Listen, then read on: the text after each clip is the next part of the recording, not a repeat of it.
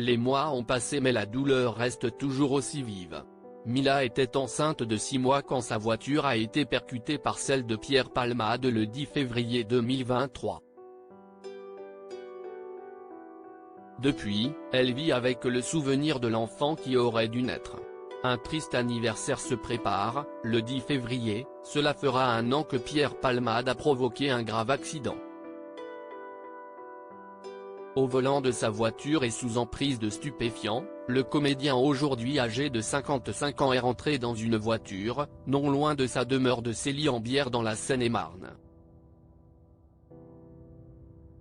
Dans le véhicule face au sien, se trouvait un conducteur Yüksel, son fils de Vrim et sa belle-sœur enceinte, Mila, qui ont été grièvement blessés. Aujourd'hui, il reste une famille brisée et la jeune femme de 27 ans qui attendait un bébé est désormais en deuil. Elle s'est confiée à RMC et fait état de son immense tristesse.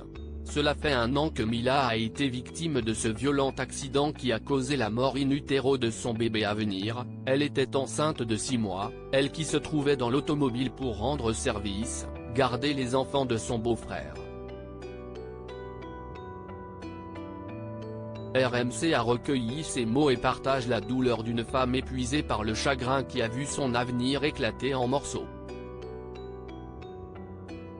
Auxiliaire de vie scolaire pour des enfants en situation de handicap, elle n'a pas repris le travail, je n'ai pas la force d'y retourner.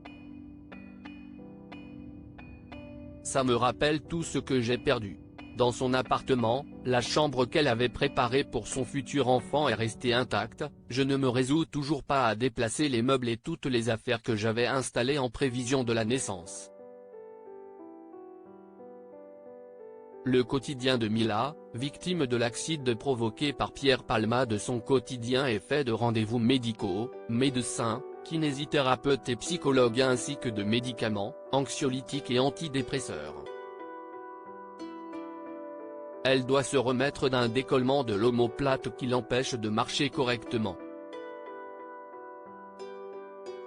Chez elle, elle essaie de trouver le sommeil quand le souvenir de sa vie d'avant ne la ronge pas. Ce qui est rare. À chaque fois que je pense aller mieux, je replonge toujours plus bas, confie-t-elle. Comme quand elle a appris que seule la qualification de blessure involontaire pourrait être retenue contre Pierre Palmade car un fœtus n'est pas considéré comme un être vivant. Pierre Palmade est lui installé près de chez sa sœur à Bordeaux où il est suivi, avec l'interdiction de quitter le département. L'enquête s'est achevée le 13 novembre dernier et le procureur de la République de Melun doit désormais prendre ses réquisitions et donc décider s'il va renvoyer l'ancienne amie de Muriel Robin devant un tribunal, un procès qui pourrait désormais avoir lieu au printemps prochain. Un moment attendu par la victime qui ne veut pas être regardée avec pitié mais obtenir justice contre celui qui lui a arraché son futur. Pierre Palmade reste présumé innocent des faits reprochés jusqu'à la clôture de ce dossier par la justice.